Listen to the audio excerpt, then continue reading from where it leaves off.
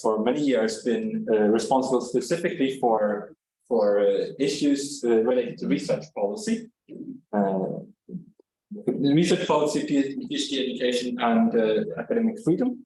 Kjell and the Fackförbundet ST has for many years been vocal critics of the weak protection for academic freedom in Sweden. So we are delighted to have you here, and the floor is yours.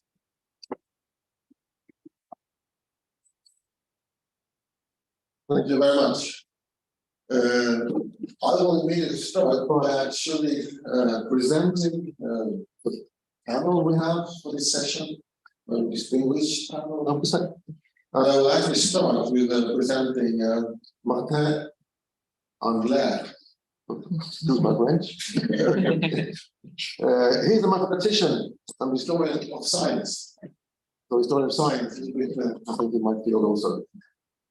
He's a professor emeritus at the University of Versailles. Sound printing? Yeah. Right. His main domains of research are in mathematics, Lie theory. I have no idea what it is, but this is.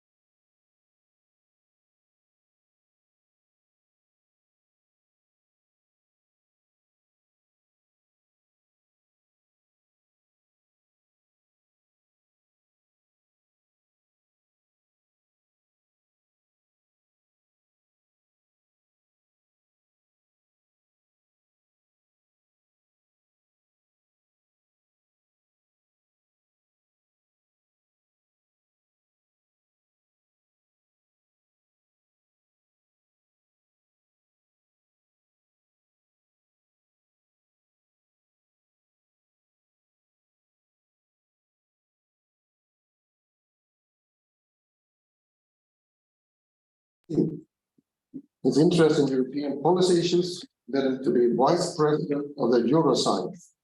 That was 2012 to 2018. And since 2017, he has been the president of the Initiative for Science in Europe. So I will give the word to you, Martin. Each panel representative have 4 or 5 minutes to make a presentation first. Please, Martin. Thank you.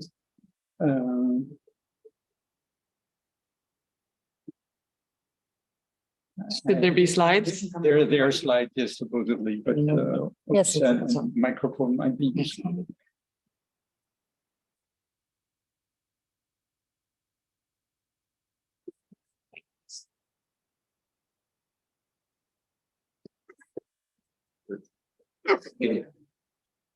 Academic precarity is trying to act.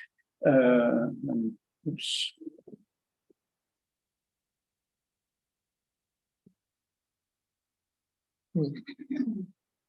You are not, it's Sebastian that is controlling the slides. Okay, so maybe you just say when you. Okay. So yeah, just a little reminder. It's actually it's it's a number of weeks actually. 469 is a multiple of 7. So next slide. Let's go to the main topic. So first of all, I would like to say a few words about what the Initiative for Science in Europe is. It's a European organization whose members are mostly learned societies and organizations of scientists. So there are quite a few learned societies, and we, in addition to the learned societies, which are disciplinary, we have 4 organizations which represent more junior scientists, and one of them is Eurodoc. Next slide. Next. Line. Ooh, it's very small. I can't. I'll follow vaguely what's on the slides. So INC was created about 20 years ago, but less than 20 years ago, mostly to lobby for the creation of the European Research Council. In the last 15 years, we focused on, well, not focused, actually, we intervene on all issues of European research policies. And I should add that European does not mean just the EU, but research policies in Europe. And we've published a number of reports in the last years, and I want to mention, so maybe next slide. I will, just go to the next slide, I think. So, next slide. Next slide. Yeah. Oops. So it's supposed we consider academic precarity to be a major issue for the future of research in the world, but especially in Europe. We should realize that, and maybe I should add that next thing is, this is a picture of the Solvay conference. So this is a period where there were very few women. Actually, if you watch carefully, there's one, Marie Curie. Now the situation is a bit better, but learned societies are basically, old people like me and representing the establishment. So I think it's really important to realize that even senior scientists consider the question of the precarity, which does not fit them because they're full professors in universities or an academic institution, is a major issue. And I think that what we try to do at IEC is precisely to bring together the perspective of younger scientists, early career researchers, and that of senior scientists. So next slide. So what we have done so far, so we published a report on academic precarity, which is their position paper on precarity of academic research. So you can see the link. Anyway, everything is available on our website. And more recently, and I'll say a few words about it, we published a manifesto for early career researchers at the European level. So this was really a joint work done by IEC, but IEC members and Eurodoc and other organizations were instrumental in bringing it together. So there was a conference in Brussels in last June, and then the manifesto was elaborated, it was published, and it's open for signatures. I think there's even the Sebastian, yeah, if you know before, come back so that people can come back. Yeah, I mean, if you do this, then you can sign the manifesto, which has already been signed by a number of hundreds of people, organizations. And we worked, next slide, so we were able to present the manifesto to Commissioner Maria Gabriel in January of this year. So actually, if you look at the middle picture, you will see that there is Sebastian who is there with Maria Gabriel on the right, or it's on the right, there's Alexandra Dubini from Marie Curie Association, and the group picture on the left has Maria Gabriel in the middle, and to her right, there's the former Minister for Science from Portugal, and to her left, there is Jean-Pierre Bourguignon, with the head of former head of the European Research Council. So this was, Maria Gabriel told us that she wanted to make the issue of early career researchers a major issue of her last 18 months as commissioner. As you might know, Maria Gabriel resigned because she's going to become the Prime Minister of Bulgaria. And so we're a bit stuck because we don't know exactly if her project is going to go forward. Next slide. So precarity threatens obviously early career researchers, but I think we have to realize that it also threatens research as such. I mean, in a way, people like me could be indifferent to the fate of early career researchers, but we know that if we don't address the needs of early career researchers, we're going to go nowhere. And as also, there's a specific issue about Europe because we have competition, and there's competition with the US, there's competition with China, and actually it's clear that Europe is lagging behind. So if we don't make a huge effort to attract the best scientists in research, we're going to be lagging even further behind. both China and the US invest a lot more in research than we do in general in Europe. So we really need to do something about it. And this is a call to action. And I would like, next slide. Next slide. So there's an issue, and this is one of the things that we're working on to try and get numbers. There's a lot of people suspect that the COVID crisis and the economic crisis, which is a follow-up from the war in Ukraine, has consequences on the number of PhDs. It's clear that in 2020, there were significantly less PhDs defended, and now we just got the numbers from Eurostat, and there's a lag. And there has been a slight increase in 2021, but in general, it does not make up the difference in 2020. And here, these are the first indications that we have. There are a number of countries where the decrease seems to be kind of permanent. There are a number of countries where the decrease seems to have been compensated, and you can see those countries here. It is very important that we get the numbers, and we're trying to push the European Union to do something to have good numbers about the number of PhDs.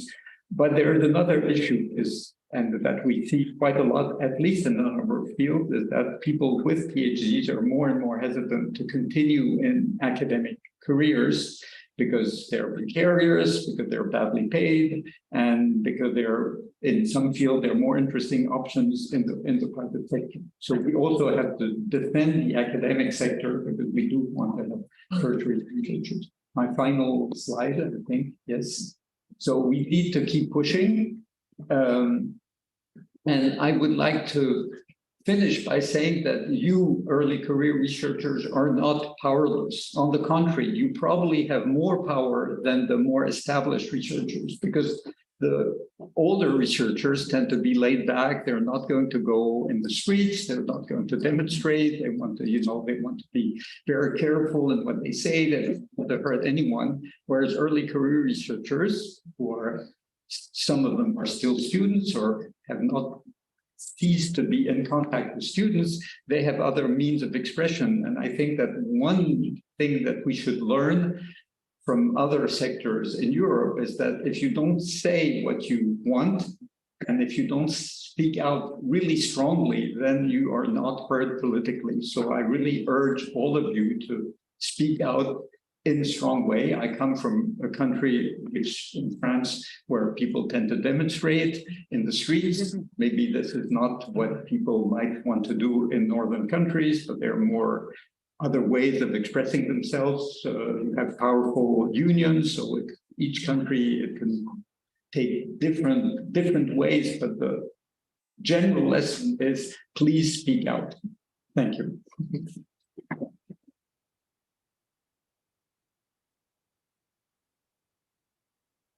Thank you, Martin.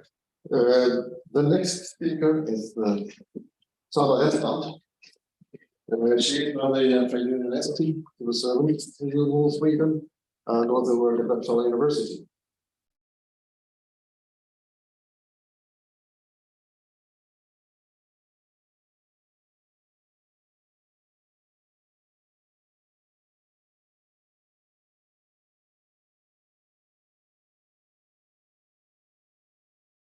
So she has been active in the student union in Stockholm, representing PhD students. Now she's a postdoc at Uppsala University. And as I remember it, Sandra took her dissertation or a PhD in economic history, right? Yes. In Uppsala. No, in Stockholm. Mm. Okay. So Sandra, I give the word to you. Thank you, Kjell. I wanted to just start by mentioning like what my view is of what precarity is. And I think precarity is, and there's some general agreement around this, that it's a lack of predictability and the lack of security. And one central feature is, of course, that you have a short-term or fixed-term contract, which contributes to this lack of predictability and lack of security. Academic precarity, at least in Sweden, is can be exemplified by the fact that when you get your PhD, you face maybe 5 to 10 years of insecure employment. And that can be fixed term contracts of longer periods, like at postdocs, that's 2 to 3 years, or it can be like just 6 months at a time, substitute teaching at universities, trying to get research funding from research councils, and that type of different solutions for every year heading towards getting more secure employment. So that means that during that whole period, there is a lack of predictability for young researchers. There is also a lack of security. You don't have the ability to get a loan to buy housing, for example. You don't always have access to the social security system because some of this funding might be in the shape of scholarships, which means that you might get excluded from some social security systems in Sweden. You are also more than otherwise dependent on the goodwill of your employer to get the next substitute teaching position and to get to be on the funding application. And so you need to maintain the goodwill at all times. It can lead to also a culture of silence or a difficulty speaking out when there are issues. If you are also an international early career researcher, the short-term contracts will also mean that you might have problems getting your residence permit prolonged, which is an added level of precarity. So this is all very depressing, but even though having an academic career is not depressing at all, but this situation is depressing. But what we've seen in Sweden during the last 30 years is that when it comes to PhD students, we've actually had a push to reduce precarity. That's been quite successful. So for example, in 1997-98, there was instituted a requirement that the funding for the whole 4 years of the PhD program, which is 4 years in Sweden, had to be secured before somebody was enrolled in the program, which meant much greater degree of predictability. And then in the mid-2010s, we got rid of a very low form of grant that was used as funding for PhD students. We reduced the number of years on scholarships allowed from 3 to just 1 out of 4, with some exceptions. And we instituted a requirement for a special type of insurance for PhD students that were funded by scholarships. So that would then cover what they did not have access to through the social security system. So in this way, in several steps, the precarity of Swedish PhD students has been reduced, and now most PhD students are employed for their whole full 4 years of the PhD program. And what we would like to see in the trade union for civil servants is a similar push for improvements for postdocs and other early career researchers. So that, for example, if you're on a scholarship, you need to be insured to the similar level as you would be in the social security system, an increase of employment in the most secure forms that we can find to build kind of a more consistent ladder of towards tenure in the academic career in Sweden. And so we see that things can be done, and it's worked for PhD students, and we now need to do a similar push for other early career researchers. And key to that push is most likely representation. PhD students have very strong representation in Sweden, both through student unions and also through trade unions. And we need to make sure that other early career researchers also has as strong advocacy and lobbying as that group has previously had. That's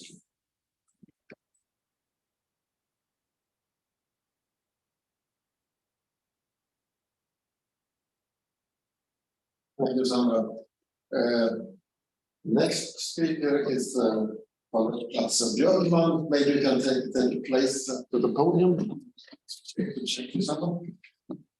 I can step down. Yeah, so Professor Björkman, she's a professor in solid state electronics with focus on solar cells, talking about sustainability. Currently, she's a vice rector at Uppsala University, representing science and technology faculty there. She is a chair of the Equal Opportunities Board at the Science and Technology faculty.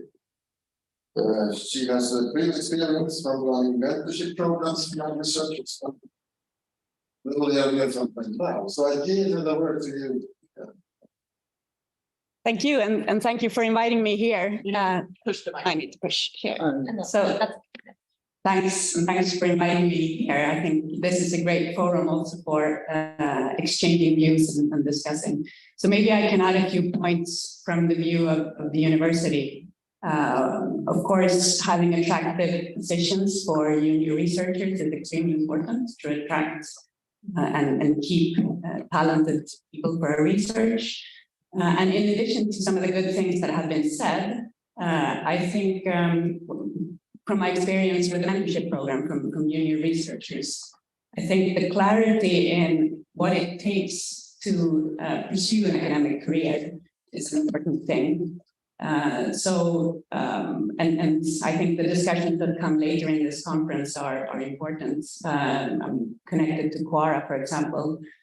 So as a junior researcher, you want to know, what does my CV need to look like to make it to the next step? What does it take? Am I good enough to pass on to more senior positions at the university? And that's where I think we need to communicate this much more clearly. What are the different levels? And what do we look at in the employment committees, for example, when we hire professors and teachers? I also think career coaching is very good, and this is something that we started in Uppsala University in 2017. I think this was in a dialogue with the Postdoc Association. I'm not 100% sure, but at least I was part of some discussions with the Postdoc Association then. So twice a year, Uppsala University is running this online postdoc career program, and it also includes the possibility for individual coaching that anyone at the university can ask for and get some sessions. Because I think one part of being a junior researcher is also that you don't really know what you want to do. For some people, it's very clear you want to stay in academia, you want to become a PI, principal investigator, but some people might realize that no, maybe industry or other options are more interesting for me. And then it's better to know what it takes to pursue other career paths as well as early as possible. And one of the things that become clear, as I've heard from the people running these postdoc programs, is that, of course, for Sweden, if you want to stay and pursue a career outside of academia, maybe you need to know Swedish language, and then maybe you need to start training Swedish earlier on than what you thought if you wanted to pursue an international postdoc career, for example. So to get this kind of career counseling, mentoring, both getting to know what it takes and also discussing what do you want. I think that's something that we as universities can contribute to. Maybe I stop there for now.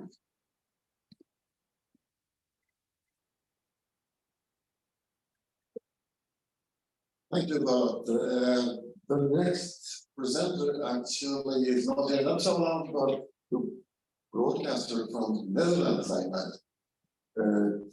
And that is Joanna Bukowska, who is finishing in developmental psychology at Radboud University Nijmegen in the Netherlands. Her policy interests lie in employment conditions and career opportunities of early career researchers. In 2021 and 2022, she held a board member position at the PhD Network Netherlands, where she focused on employment conditions and international scholarship, and also external PhD candidates. She currently holds a general board member position at Eurodoc, which is the organizer of this conference, where she is part of the employment conditions and welfare working group, and the open science working group as well. She also co-finalized the report on the Eurodoc postdoc study. So I can see now on the screen that Joanna is online. Can we test to see if you can hear the speech? I'll give the word to you. I hope it works. Oh, hello. Yes, I see smiles, so I assume you can hear me, but you are muted, so I can't hear you. I would also like to request screen sharing rights.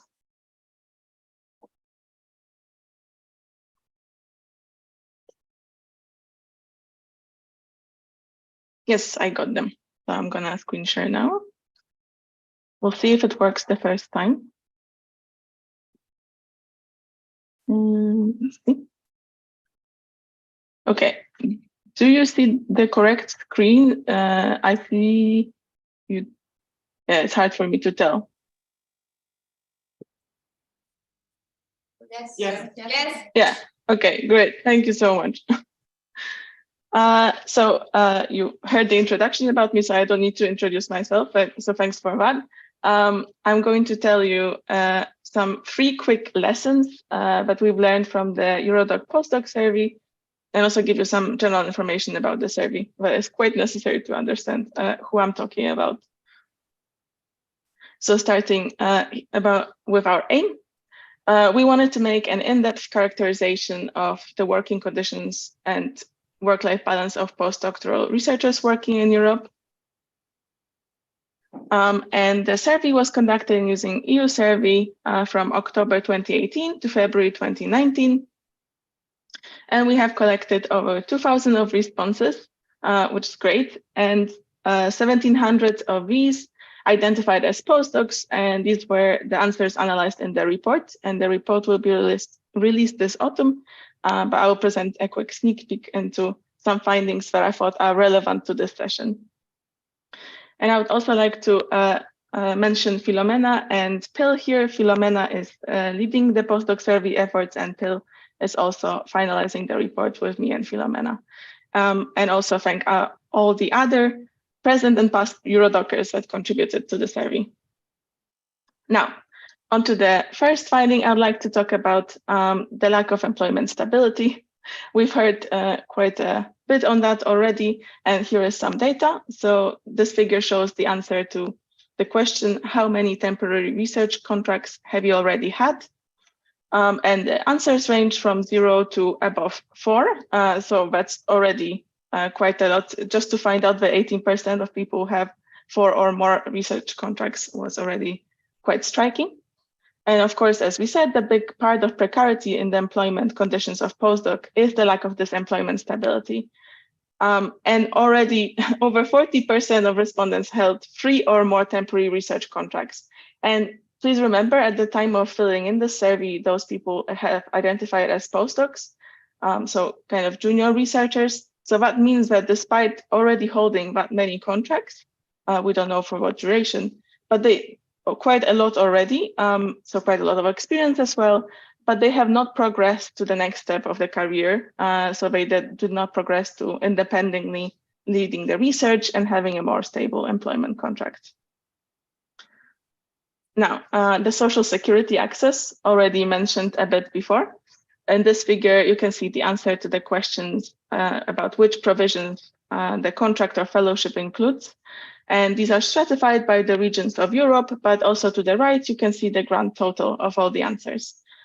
And perhaps strikingly or not, if you're familiar with the employment conditions of postdocs, only approximately half of the respondents had access to social security, such as healthcare, pension savings, unemployment benefits, sick leave, or parental leave. I think I do not need to explain to anybody about how the inability to access social security can put a strain on an individual, can also put a strain on their families and on their work as well.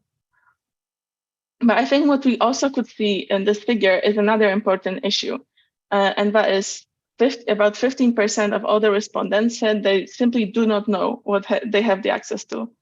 So I think that's yet another barrier, just this access to the information, being able to access it, also having the time to be able to access it, especially if there's a language barrier or you're an international in a country. If you don't know if you can apply for sick leave or parental leave, that probably means you're not going to do it, even if you do have that access. So that's just an important barrier as well. And finally, the third finding is on the recognized work and the skill set. So here you can see the figures stratified by gender, also showing the grand total of the responses to the question about supervision and co-supervision and the formal acknowledgement of that. And despite the fact that over 80% of the postdocs that responded in our survey were allowed to supervise or co-supervise, about a quarter of all the respondents stated that their supervision is not formally acknowledged. And here I would like to point out also that the number was higher for female researchers.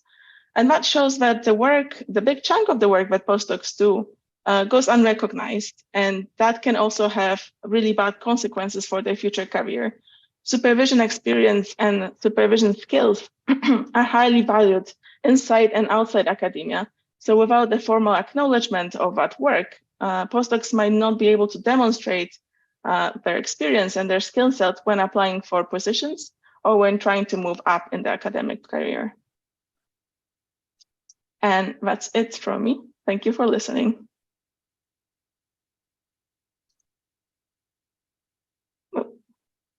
Here's my remote control.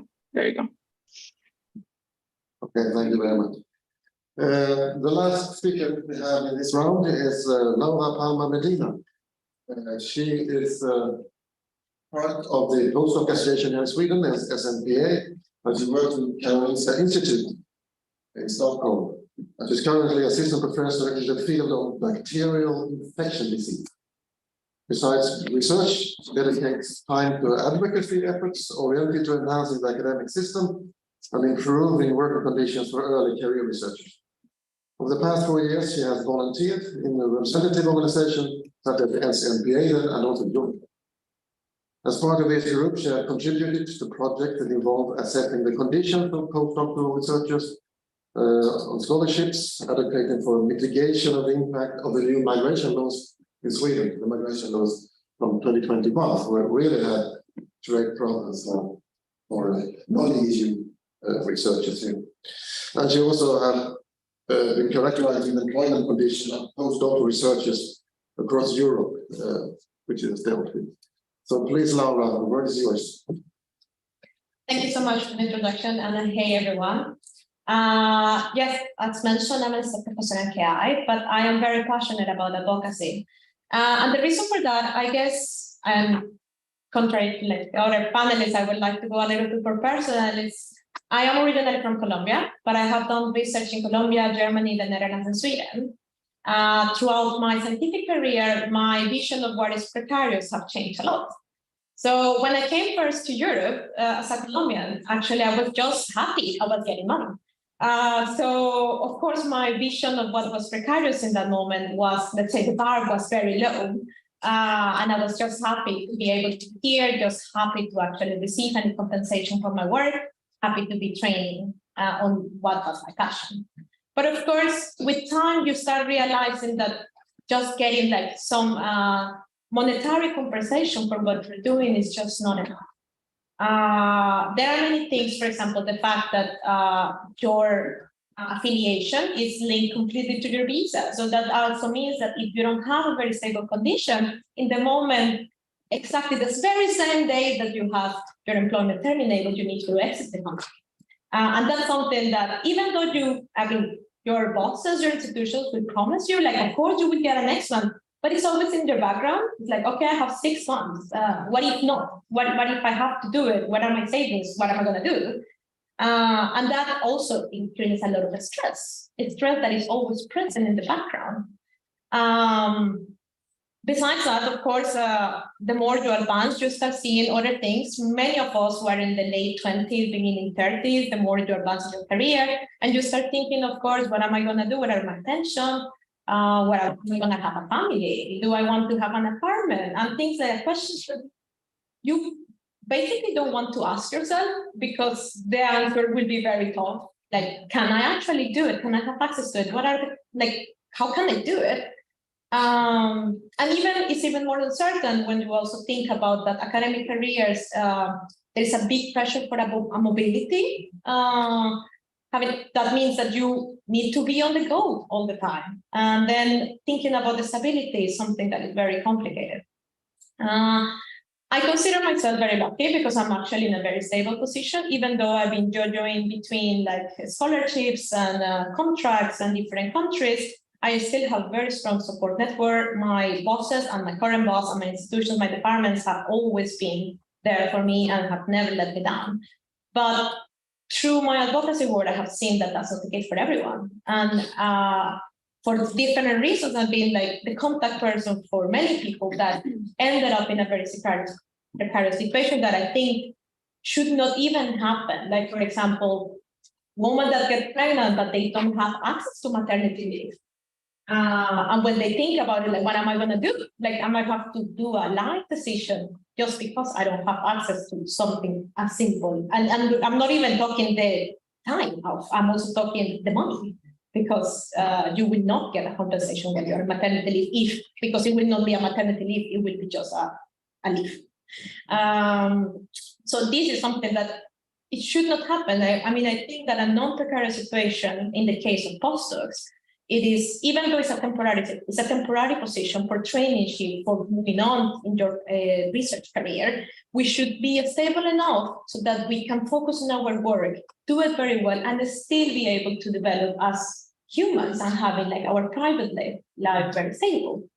And that's the reason why I'm so passionate about this, because I do think that we should all get access to like a basic, which not necessarily means only monetary money. It also means other access to other benefits.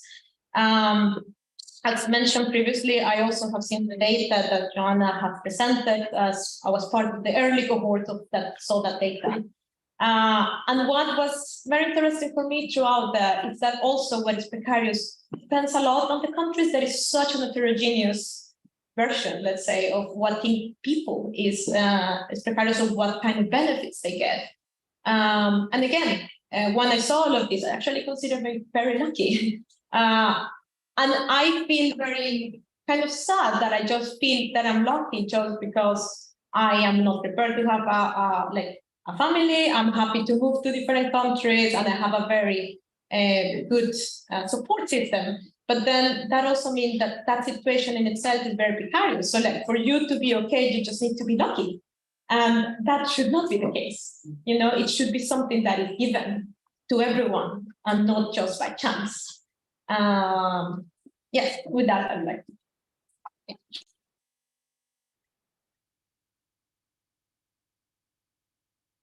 Thanks, Laura.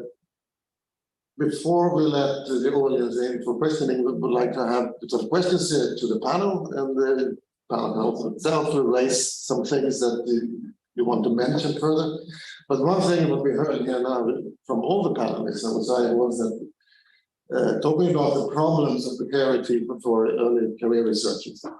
So my simple question is, what can be done about it? And I think that Saula was indicating something that employment conditions and so on, with salary positions, including PhD students in a social insurance system and so on, has been developing. It's much less of scholarships and so on, which means that you actually don't get this kind of integration in the welfare system and so on. Martin, you mentioned your manifesto that you sent to Commission, but maybe you can elaborate a little bit on what kind of suggestion you have there. Well, the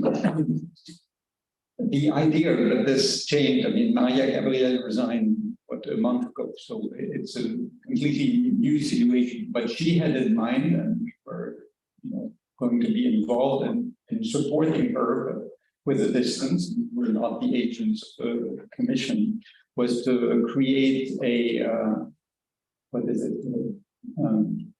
kind of coalition of the thing is, one has to remember, sorry, I'm a bit confused, but the European Union hardly has any employees, so it can only act through the member countries. So they don't have a direct influence on working conditions, contracts, whatever. But they really think that it's very important. They thought it should be a very important issue, and they wanted to create a coalition involving not only governments, research performing organizations, but also the private sector, because. And this is something that we we have to discuss, and I hope we should discuss, is that only a minority of people getting PhDs will eventually pursue academic careers. So one very important issue is that transition to different kinds of careers, it could be in the private sector, it can be in government, it can be in international organizations, there are a whole spectrum of things. This could be done in a smooth and acceptable way without people feeling this humiliated because they've been kicked out of academia. And this, I think, is a really major issue. So we don't know if the Commission is going to take up this topic again, especially with the fact that Maria Gabriel is probably not going to be replaced because the Commission is coming to an end. We don't know exactly what's going to happen. But I mean, certainly, we should continue doing something about it, whether or not we get help from the Commission. And I think the really speaking out through different channels, the unions, the universities, so that we do get a more satisfactory solution. But it will not happen if people don't speak out in various ways. Okay, I will let everyone in Parliament be inclined to have ideas about how can the situation be improved. Well, even everyone is going to do it. Okay, Sandra. As I said myself, and Michael also said, I think that this question of representation and advocacy and speaking out is very important. And I think that the situation is probably, the different systems are very different in European countries. So the different measures will need to be adjusted according to whatever country you are doing research in. But I think, for example, it's not really, it's really strange that 2023, we still have this sector where a lot of people are not part of the social security system. I mean, the welfare state system. This is a basic thing that should be accessible to everybody in different sectors in the economy and definitely within academia. And so I think sometimes there's this idea of an academic exceptionalism where you should be so happy and grateful just to be here. So you shouldn't make demands because and be difficult. But I think it really should be difficult. And I also think that we need to describe how inhumane the situations are, like Laura also did here previously, for a lot of people within the academic sector who are in the most precarious situations. Because of course there's different degrees of precarity across Europe and also within the same national university sector. It can vary a lot where you end up on the scale. I mean, for example, with parental leave, it's such a basic thing to have access to. And still we see from the postdoc survey as well that not all researchers, early career researchers, have access to this basic system that you really need in order to be able to live your life. And so I think on that front, we really need a political push to make sure that regardless of funding, you are included in the social security system, regardless of what type of academic system you are within, you still need access.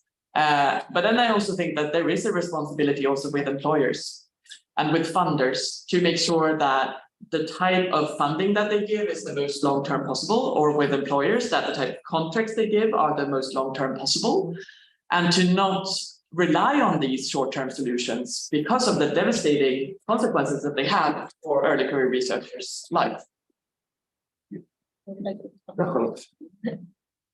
Yeah, so I think it's important to speak up and bring up things that do not work, but also to bring out good examples for how you can solve things. And for example, the Swedish Research Council with their international postdoc grant was changed some years ago. So now you're employed in a Swedish university, you need to have a Swedish university co-host, and then you're sent out through a Eurodoc contract, and then you keep your social security. And of course, for the European, I mean, ERC sets a standard for their level of grants, and I think also Marie Curie is very important. So the conditions that are set out for the Marie Curie postdoc grants are very important.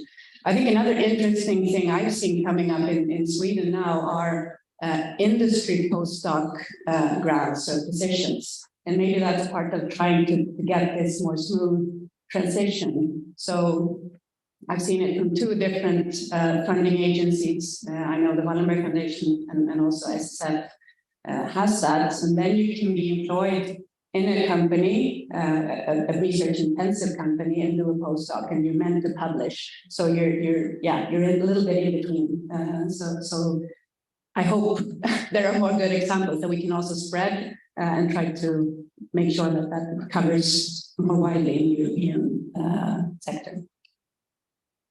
Laura? Yes, thank you both for your intervention. I was actually going to say exactly the same. I mean, I have seen a little bit of a shift in Sweden, at least for like the funders, to actually their money can only be used for contracts. And I think that's the way to go, because that actually reduces the chances, like this just luck that I was mentioning. It's not that your boss decides if you will have a contract or not, but it's more like, okay, the money that you get as a boss, it has to go on a contract, and that makes security. So I think that's actually a way forward, which I think is still in progress. Unfortunately, there are still many funders that they only give funds for scholarships. And as far as my understanding, it also has to do a little bit like with taxes and things like that. So it is a little bit complicated. And I do think that representation is very important, and having a group that speaks loud is very, very important. Also, because as you said, as an individual, sometimes you feel very vulnerable, and you are very vulnerable. Like if you speak up, maybe you don't get your contract renewed, and then that's that. So having a group that speaks out loud is very important. But at the same time, I think that our like representation power, of course, is to speak loud, to speak what we need. But then sometimes the hard power comes from institutions and from the governmental institutions to actually figure out what is the change. Because unfortunately, as an early career researcher, you are also learning how to pull the cords in the system. And you actually know what you need, you just don't know how to get there because you don't understand the system fully. I mean, that's partly of the traineeship. So like being able to actually bridge the gap on like what we need, and actually somebody that understands the system and where are the cords that need to be pulled and who are we supposed to be speaking to us is something very important, which I hope it also is part of these kind of conferences, right? When we are all together in the same panel and we can have a discussion on that, and how can we be listened, but also learn how to demand what do we actually need in a more tangible way, instead of just saying I want this. It's more like I want this and I think we can get it through this, because then it will be more propositive instead of being like just saying like demanding. We're actually saying how can we do it together and change the system in itself, because of course it will not be a one person doing. Joanna, Netherlands, will you want to join in? Yes, sure. I was wondering when I can go in, so thank you so much. So of course I agree with the previous panelists, and I would like to also emphasize some things that were also mentioned before. So one of the things mentioned was the addressing of the disparities across Europe. So that is also to prevent the brain drain. It is possible that some countries have better conditions than others, but then people will just flock to them. And if we want to prevent that, this should be a whole European solution. Another thing, I think I agree with the basic requirement being the access to social security, and I love the suggestion to include it as part of the funders policy. But I would also like to add quickly a bonus point, so to speak, and it is to make it less precarious for everybody, and also address the issues that make it more precarious for some groups than others. So for example, female researchers, and promoting gender equity and diversity and inclusion measures. In our postdoc survey, we found that female researchers find it harder to balance work, and they reported also they were more likely than male researchers to report that their work has an impact on their personal lives and on their families. And I think addressing these kind of issues, well, that's more structural and not through the funders, I guess, but through the universities and our approaches themselves is also important.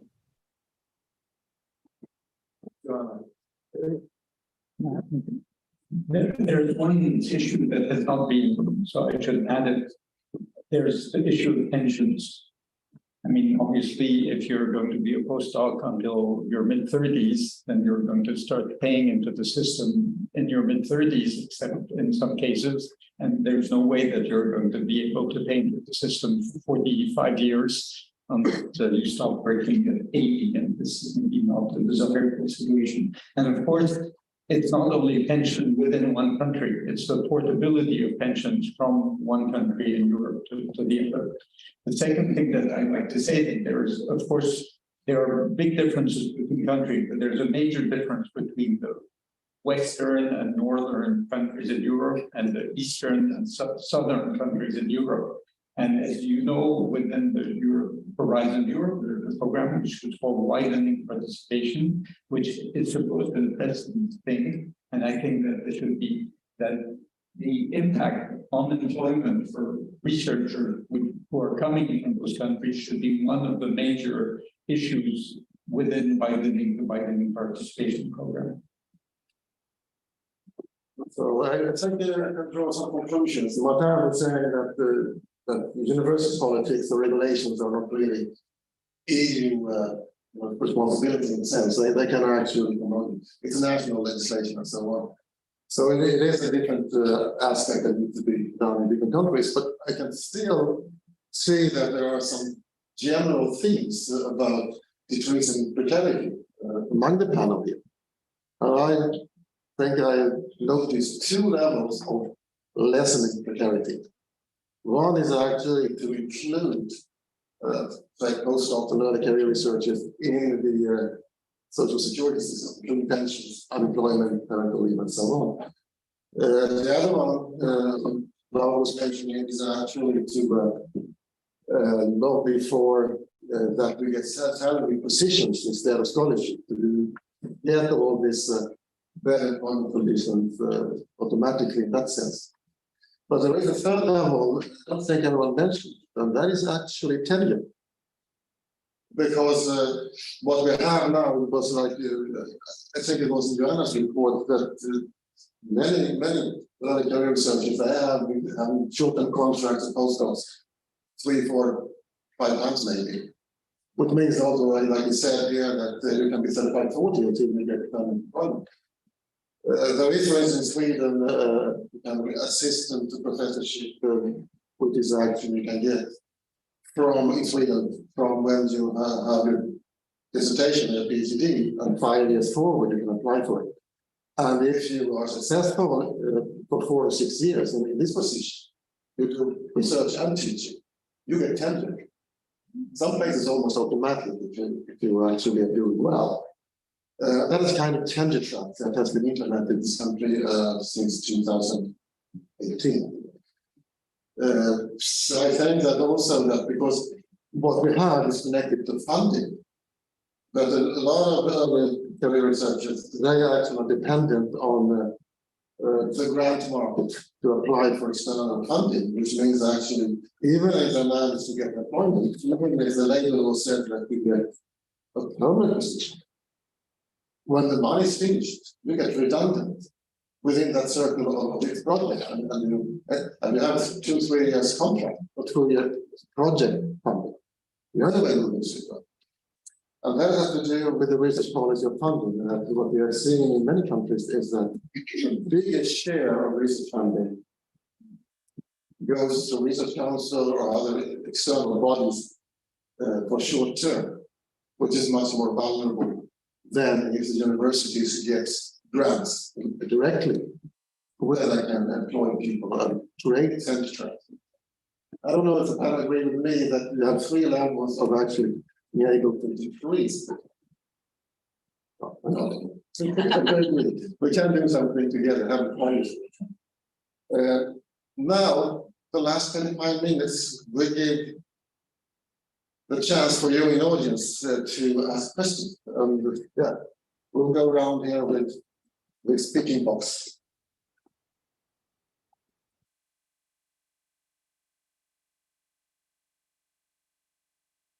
Hey, hi, my name is Krishna. I'm coming from Umeå. I'm a postdoc in Umeå and I'm a member of Umeå Postdoc Society. And my question is more towards the all panel today. They spoke about it a little bit, but I just want to know for non-EU, the number of decrease that you see in people or research or people who are defending their PhDs from 2019 to 2021 is of course COVID is major influence, but also the dynamic change in the immigration laws in the countries in Europe. Is Europe doing something about it, which will allow the academic professionals not to get affected very much with these laws? Because every year there is new visa, every year there is new law, which changes how an immigrant, for non-EU especially, can retain in the position and in the country. So I just wanted to know, this is my first question, what is Europe or Sweden, for that matter, doing something for non-EU professionals in Europe? This is my first question. And my second question is more towards the Uppsala career development for postdocs that we had one of the panels speaking about. Do you also have, is it only for Uppsala postdocs, or is it, can your postdocs can have a talk with you that we also have it there? Because we also have industries which are popping up in Umeå. If we can discuss something about it regarding this. Yeah, thanks. Maybe I can just start with the career counseling. That's for Uppsala University postdocs. But of course, it would be interesting to have a dialogue if we can talk to your colleagues about it if they want to start something similar. Maybe I can just also say something about the immigration law. So of course, Uppsala University leadership together with other universities are constantly pushing towards the government for good immigration laws for academic personnel. Whether that's successful or to what degree, we will see. But of course, that's an extremely important question for the universities. Yes, thank you for your question.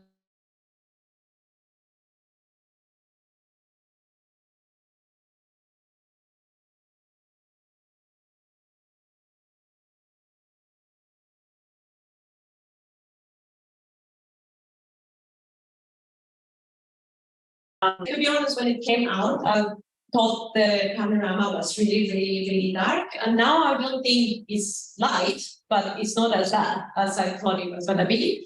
And I do that there are efforts at different levels to actually make it sustainable for academics or like highly learned immigrants to actually remain and get access to different types of visas that will like make it easier for us to have a more like not be stressed about our living situation in a foreign country. But this actually comes a little bit linked with our, let's say, our precarious conditions. So for those that are European, here in Sweden, we have changed the immigration law like 2 years ago. And then right now, one of the biggest issues is that we have data requirement that you need to have a contract for at least 18 months at the moment of at the moment you want to, like your case says to get a permanent residency, but the issue is that most of our contracts are 1 year, maybe 2. So that means that the likelihood that you have a longer contract than 18 months by that moment is very low.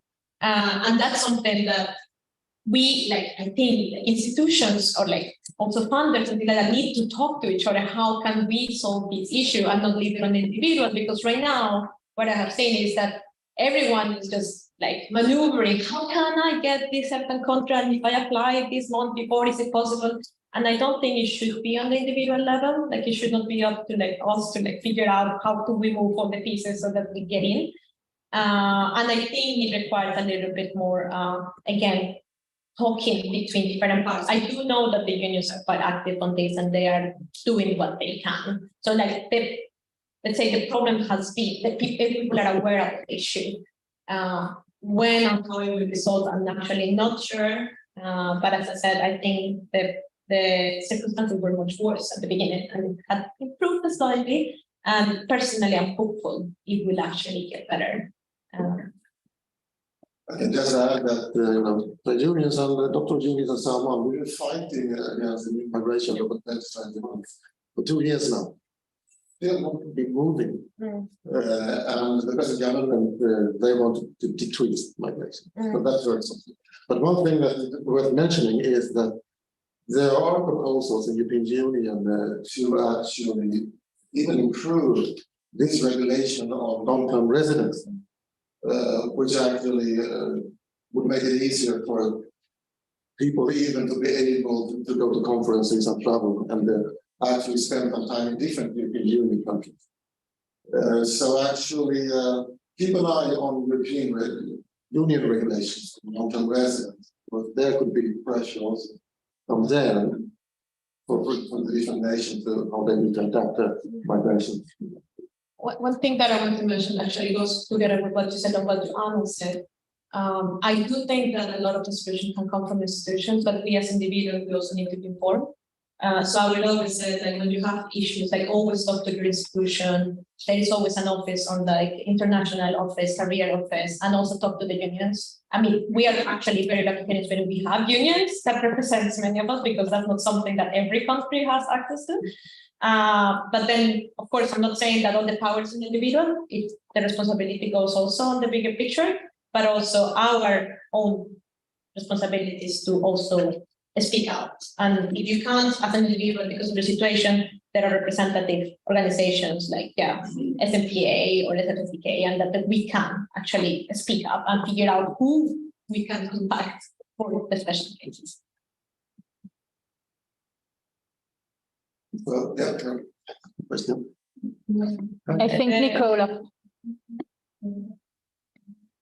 What is the question? I think she has a question.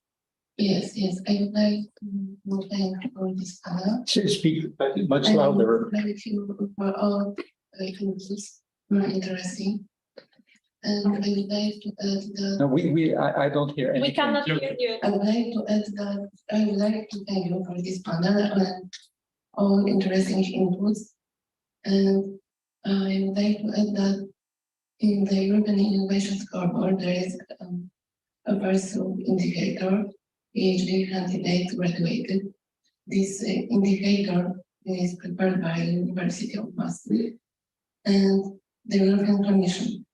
And the indicator shows that there is a problem with graduating by PhD candidates, not only because of COVID, but also in previous years. So this discussion and this panel and all those problems that you mentioned are very important, and I hope that you would tell about more of them and try to find some best practices and solutions how to deal with those problems, because as the indicators was mentioned, the problem is not only because of COVID, but also in previous years there was a problem with graduating by PhD candidates. Thank you.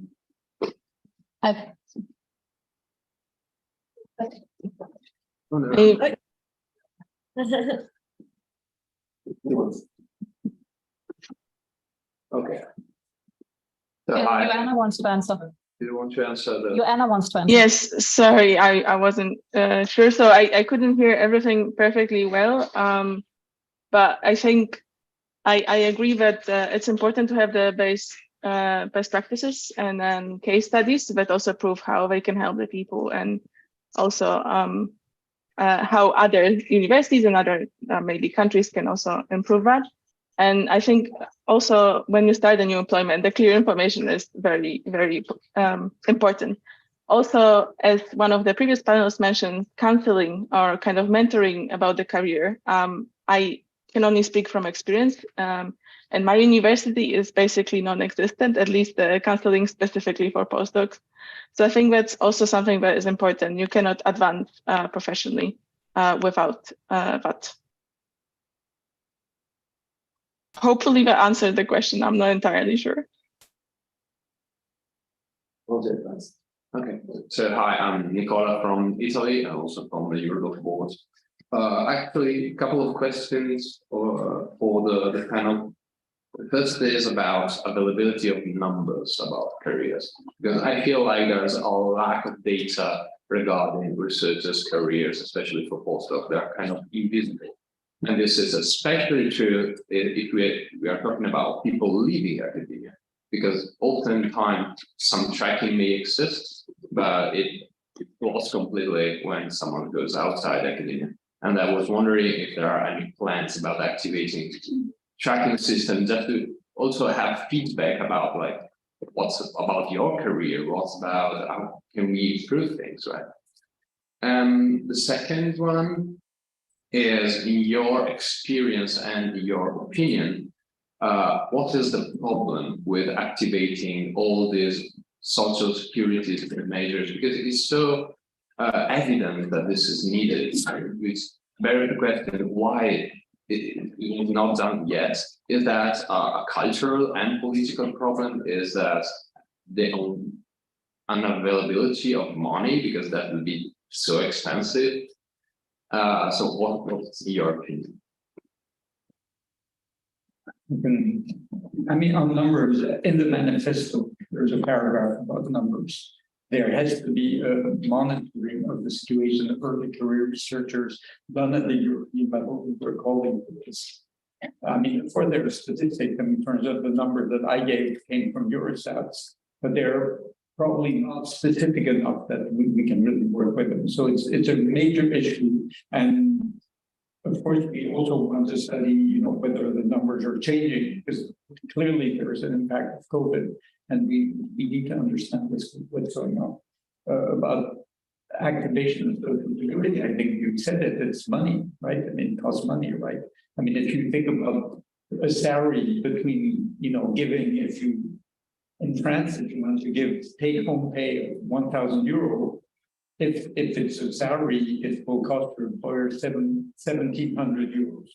So it's 700 euros extra for covering all the other stuff. So this is the question. I mean, I think that, and this is definitely should be something, I think indirectly you mentioned it, that when there's money given for research contracts, first of all, the contracts funding should be on longer term, because for one thing, for research, if you give money to somebody for 2 years, they will not have time to do anything really substantial. So giving a 2-year funding mechanism, and the impact on, if you get a 2-year funding scheme and you want to hire a postdoc on this, it will take you 6 months to do it, to get started, 3 months to do the hiring, and then you only have 1 year basically left to employ the person. So we are certainly arguing for much longer term funding mechanisms. And of course, this also is true if we're going to change the assessments, because if we're going to do more qualitative assessments, doing qualitative assessment takes time. So the only way it can be feasible is that you assess less frequently, because otherwise we're going to spend our time assessing research. Okay, I got to add to this about money. You know, we here represent trade unions. We will never accept anywhere in the labor market that you can have certain conditions and no salary at all, basically, and everything. But the army for it in academia. I mean, we should have at least as good work employment conditions as anyone else can. So I mean that if society or government or whoever it is not prepared to pay for what it costs to do research, well, let's do less research. Let's do people. That's the opposite. So any other questions? Can I comment something small about this? I think, I mean, yes, it comes a lot to money. And I'm talking now more from a perspective for like, now the postdoc is over, now I'm starting to start my groups and so on. And of course, I'm faced with the situation of like, okay, I will get certain money for grants. If I employ, or if I get them on scholarships, I can get 2 postdocs instead of 1 postdoc. You know, and then of course, because I'm very much into advocacy personally, I would always look like I would prefer one good postdoc that is happy, employed, and can have a family. But that's not the case for everyone. And that also then puts me my career in a precarious situation, even looking more forward, because of course I will be less productive because I only have one pair of hands instead of two. And I think it's a big issue in this sense. But as we said, I think if we change a little bit the system, that is something that we can actually address a little bit. But at the end, it comes a lot for somebody needs to pay for all the things that are given. And a little bit, sometimes I wonder as well, maybe this is also for the other panelists, is why is it that we postdocs are on scholarships? Because we are professionals, we have studied for 10 years or more. We produce as much as we can, we are extremely productive, but it's still why is it that we don't get the same payment as any other public or private servant? Our work is worth the same, right? So why is it that for us it's okay to pay a scholarship? If you go to a company, nobody will say that it's okay to pay a scholarship, right? So why is it that we are treated different? There's something, a vision, a way we are perceived that makes them believe that it's okay to pay us less or have less benefits. And I think that's also something that needs to change. Everyone in academia, PhD candidates and postdocs, we are professionals. And we should treat it as that because we have made a career. We are not bachelor students because we have already been there. We already studied that part. And I think we should be treated as that as well. Okay, Sandra, 1 second. Yes, I agree with a lot of, sorry, I will speak a little bit closer so I will be heard in the microphone. Yes, I agree with a lot of what you said. How can this even be? In no other sector, if this was a company, it would be a scandal. The Swedish labor market, the welfare state, we have the trade unions. If there was a private company who said, we will have people doing the same work as those we employ, but we will not pay them the same amount of money. We will not give them a contract and they will not have access to the social security system. It would be a huge thing. But I think in some ways, academia is lagging 100 years behind sometimes. There's this normalizations of conditions that would not be acceptable anywhere else.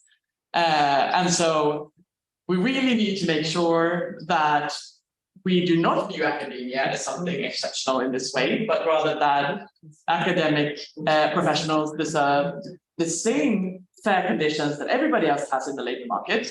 And we should not be talking so much about how tragic it would be if we had a little bit fewer researchers, because that may happen. But at the same time, we might also see pushes for other types of initiatives if we had a different system. So less worry about the fact that there might be a little bit fewer postdocs and much clearer speaking out about the fact that this is it's so unacceptable. It's so unacceptable just across all of Europe. And we cannot frame it in any other way than that, the university also need to be in the 2020s with the rest of the labor market. Well, it's interesting that you said of money that actually, as Sandra said, we can push for more money too. Yeah. Okay. There's a question there. Thank you. Yeah, thanks to all the panelists. It's been really nice just following the discussion and such interesting and valid point. I'm Katerina, I'm part of SBSDK, and I'm also chairing the doctoral committee of the University of Gothenburg. So we've heard a bit now about what we can or cannot do at EU level when it comes to reforms in politics. But then we also are speaking about EU as a geographical area. So we of course have non-EU member states. So when we're going for change, especially when it comes to decreasing the disparity between European countries and then hopefully also the rest of the world. So how do we bridge this gap between reforms that we can maybe make at EU level for member states and then other countries that are also affected that are not member states but still in Europe? No, we will take it on. What do you do? What do you have been before? Come back. Yeah, I don't know if I have a good answer to that, but of course, dialogue and contacts is one way. So I mean, now this is within EU. We have the European University Initiatives where there's more dialogues and contacts, etc. And of course, also with partner universities outside. If you share experiences and you have dialogue, I think that can help. But on a more political level, I'm not the right person to answer. Oops.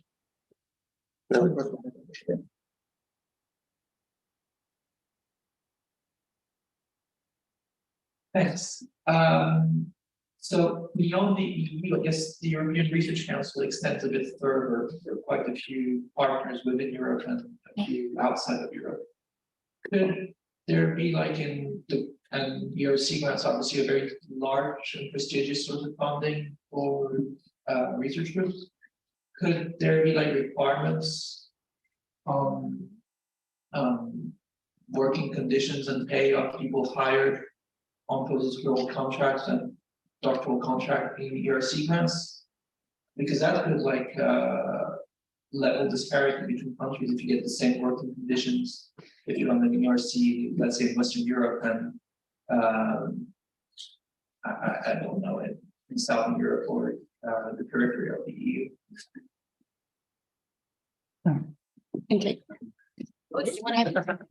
So I want to add to what Alex has said and say maybe not just that it is contract, but also that it is full-time contracts. Because we see a tendency that you offer contracts, but if you and here like it's everything from Germany to Romania, the way around it is to offer less than full-time contracts, and then you're de facto not paid a full-time salary, and that affects pension and social security in general. I think clearly European EU funding can come with strings attached, like the one that you're describing.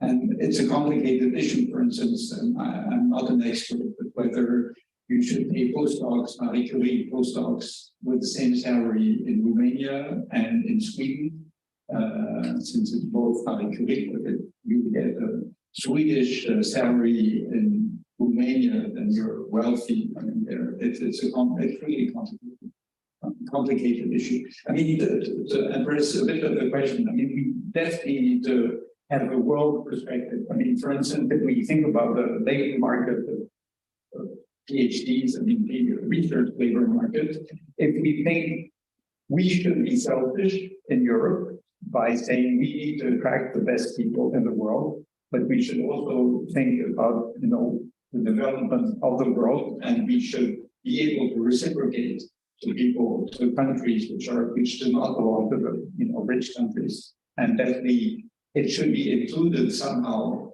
that there is giving back to when we import scientists from less developed countries, that somehow we give back to those countries in different ways. And of course, this is true within the EU, between Eastern and Western Europe, and it should be true also outside of the EU. If we don't address educational issues in Africa, the world is probably doomed in this 22nd century. So I have one more question. I will also very quickly take your question about the urbanization question. I do think, I mean, there are several programs also like in the European level where you can have partners in different countries and they must be non-European, which is definitely a way to go. Also to include researchers and research done in other parts of the world. But I think, like, often a little bit of what you said, being able to like maybe import the research, but also giving them the facility to actually go around, come back, and like be more mobile in that sense as well. Because sometimes when you move in, given the current conditions, not only of your contract, but also like immigration conditions, you are actually not likely to go because you are like, oh, okay, if I go back for 1 year, I will have lost everything that I have done for 4 years in Europe. And that, of course, like limits everyone because science can only fail when it's shared. And being able to have like maybe more flexibility for them to like go back for some time and to come back to Europe and things like that will benefit greatly. Their science, their institution, their countries, everything like that could also be taken into account when we flexibilize all of these norms. And I think that's something that we could probably take into account. Okay, last question. Yes, thank you. I'm a postdoc at Karolinska as well and part of the CNTA. First, I would like to acknowledge what Martin said at the very beginning about having more senior researchers by our side, because I think just as junior researchers will not actually get what we want, or we need everyone on board. But my point is also 35 years after the launching of Erasmus in Europe, that was about mobility between students across Europe, we also have to think about non-mobility in a way, because people are more likely now than they were at the time of staying in a country, and kind of contrary to what Laura said, but we are in a moving global situation, and including in Europe, people might want to stay in one country. And that is not really taken into account, I think, in the current processes at the European level, and it's something that should be worked on in the future. If I can elaborate also on my previous answer, I agree completely with you, Constance, because I also comes with like having a very, like, being able to develop in your private life, right? Sometimes you just don't want to have all your life in a luggage forever. But then that's what I mean on like how we flexibilize the way we see mobility, and that also, of course, sometimes can be geographical, but also it can be in different ways. Do you actually internationalize your research? Like you have groups, like does your research actually include groups from all around the world, and just these connections can be seen as mobilization in the sense of your science is crossing borders. And things like that. And I do think that goes hand in hand a little bit with research assessment and how our careers are being evaluated.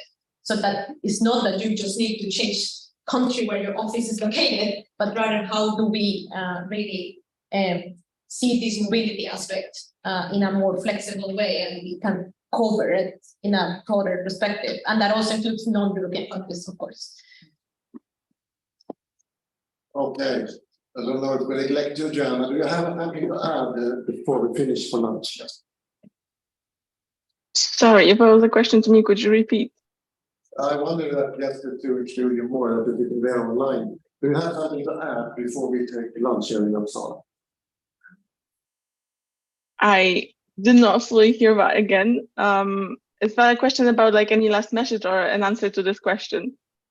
A last message. I see some notes. Okay.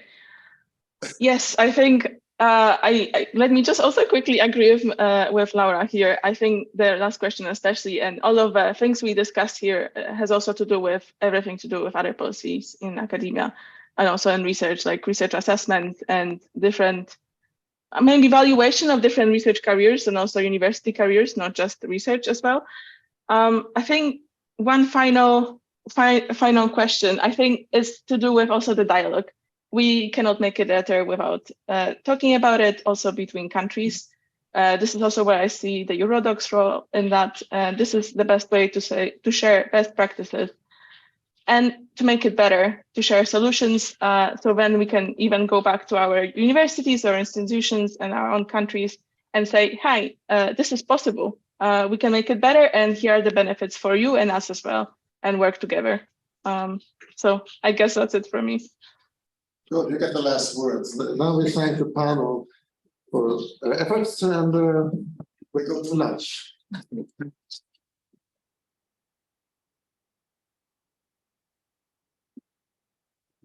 You were great. You were great. You were great.